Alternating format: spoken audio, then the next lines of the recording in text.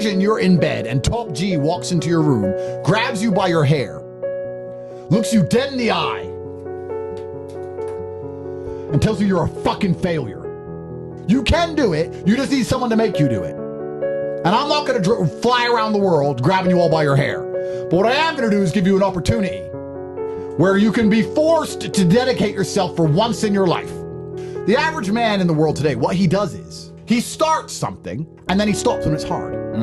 So he's like a little girl. So instead you have to be a man. And when a man says he's gonna do something, he does it even if it's hard. True. I'm gonna build the pyramids. It started off relatively easy. Now I have to lift the bricks all the way up there. It's harder, but I wanna finish the pyramid so I won't stop because I'm a man. I'm not gonna start and stop and then wait till I feel like doing it again, then starting again, then stopping again. That's gay. I was not born a kickboxing world champion. I was not born internationally renowned. I was not born with money. I was not born with enough power to grab space-time by the throat. But I developed them all. And I decided I wanted them and I saw them. Nearly every word that comes out of my mouth is self-hypnosis. Every word that comes out of my mouth is self-hypnosis. And it's the same for everybody watching this. Every single word you speak is self-hypnosis. Every single thing you say out of your own mouth is almost more important than the things you hear from other people. Amen. You can't be sitting there saying, I'm depressed. I got a generational curse. I'm unlucky, bro. You can't be saying these things because you're reaffirming them within your mind. I don't do that. And as many people are going to sit there and say, Tate, you're delusional, you're a narcissist. You go through the world saying you're super lucky and that you're bulletproof and you can do all these crazy things. It's impossible for you to be depressed. You're a narcissist. Perhaps. Look at my life and look at yours. So let's talk about it let's look at it in pure metrics. Who came from a worse scenario at the start? Who had a worse background? Me. Who's now more successful? Me. Who's happier? Me. Who smiles more? Me. Who sleeps easy at night? Me. Why the fuck would I want to think like you? If thinking this way makes me a bad person, but I get fucking fantastic results from my entire life and everybody close to me gets fantastic results from knowing me and everybody close to me absolutely adores me, why would I want to adopt your thinking and be a sad fucking sack of shit sitting on the internet trying to cancel people like a dork? I don't want to be my enemies. There's not a single enemy I have that I'm remotely envious of in any regard. Every single one of them has a shit life and a shit existence. I already won. God's already punished them. God's already rewarded me. I know these things. I'm the luckiest man on the planet. You have to say these things and you have to truly believe them. I don't operate in the realm of fear. I genuinely don't operate in the realm of fear. I have absolutely no fear of going to jail in Romania or I have no fear at all. I know I'm innocent. The world knows I'm innocent. Everybody knows this is a Matrix attack.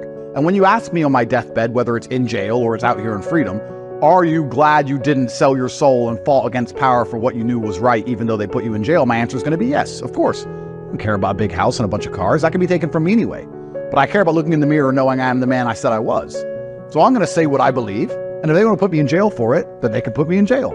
So as a thought experiment, we're going to sit here and I want you to actually think about it. How many times have you doubted yourself? How many times have you didn't feel like doing something you knew you were supposed to do? How many times has your mind tricked you into procrastination or being lazy? How many times have you sought comfort in excuses? How many times have you betrayed yourself? Don't worry about your enemies attempting to crush you, but that's another conversation. If you actually analyze most of your failures, you're going to see the majority of them come from self-sabotage. And once you're in a position like me where you never betray yourself, where your mind never lets you down, ever. Even in a Romanian jail cell, my mind didn't let me down. My mind knew exactly what I had to do. I did not miss a single day's training. I did not lose my mind. I did not go mental. I did not have a breakdown. I acted exactly as I was supposed to act. I was fully professional in all things. I got as much work done as I could possibly do. I was extremely productive. I used the experience for what it was. My mind never betrayed me.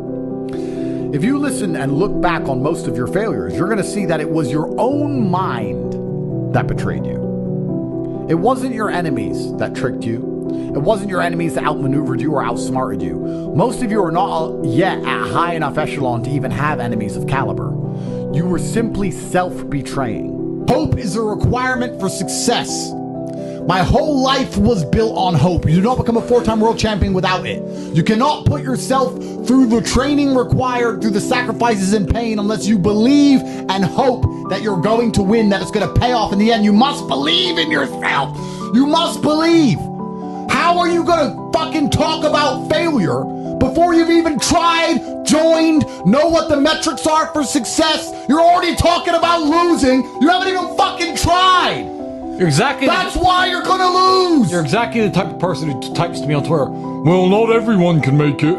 I'd be the kind of person who says, that sounds like exactly the kind of network I want to be in. That sounds like the kind of network I want to be in. I don't care what it takes. I'm gonna make it. Power lies where people believe it lies. When I was playing Street Fighter, when I was young as a kid, I was playing, and I was Ken, and Dalsim beat me, the computer. Yep. And the win screen came up. And Dalsim said to me, he said, my flame is but an illusion. It burns you because you believe it is real.